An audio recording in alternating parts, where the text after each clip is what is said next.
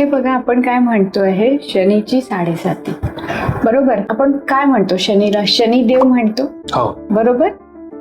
तर शनीच्या समोर आपण देव लावतो आहे. तर कोणताही देव आपल्या मुलांसोबत म्हणजे आपल्या सोबत काही वाईट करेल? सगळ्यात आधी काही वाईट करेल का? पर्सनली पण माझा हाच एक पॉइंट ऑफ व्ह्यू आहे आणि मी माझ्या क्लायंटला पण तेच म्हणते की 7.5 ढैया हे जे आहे ना, याला घाबरू नका. बर, बिलकुल घाबरण्याचं काम नसतं याच्यामध्ये.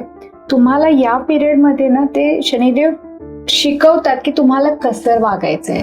तुम्ही जे काही जुनी चुकीची कर्म केलेली आहेत त्या चुकीच्या कर्माचे आता तुम्हाला पनिशमेंट म्हणा किंवा भोगावे लागतात. तर तुम्ही त्याला दूर करण्यासाठी आता तुम्ही तसे कार्य करा, काम चांगलं करा. आता हे जे आहे इतकं सांगितलेलं की इथपर्यंत जाणार, हे जाणार, तर शनिदेव कधीही कोणालाही त्रास देत नाही अननेसेसरी. तुम्ही कसं वागता आहात करेक्ट, तर त्याच्यावर आहे. आता जसं सगळेजण मंदिरात जातात, शनिदेवाच्या तेल वाहून येतात आणि घरी आल्यावर इकडे मेडवर म्हणा किंवा आपले कर्मचारी आहेत किंवा आईवर किंवा म्हणजे या लोकांवर चिडचिड करतात आणि मग म्हणतात की माझा शनी खराब आहे.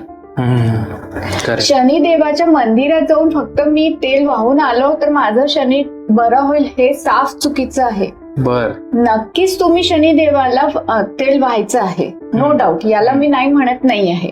तेल वाहा तुम्ही, पण तुमचा जो राहणीमान आहे, तुमचा जो डे टू डे लाईफ मधलं जे आहे कार्य, तो परफेक्ट असायला पाहिजे. आता परफेक्ट म्हणजे काय आहे?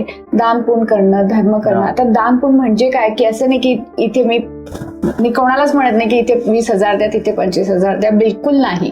तुम्हाला काय करायचं आहे? तुम्ही वृद्धाश्रमामध्ये जा, तुम्ही स्वतः जा, तिथे स्वतः काहीतरी डोनेट करून या, तिथल्या वृद्धांशी बोला. नाही जास्त तुम्ही काही करू शकत तर फक्त तुमच्या आईजवळ तर बसा, आईशी चांगलं गप्पा मारा, तिचे पाय दाबून द्या, करेक्ट, तुमचा शनी आपोआप बरा.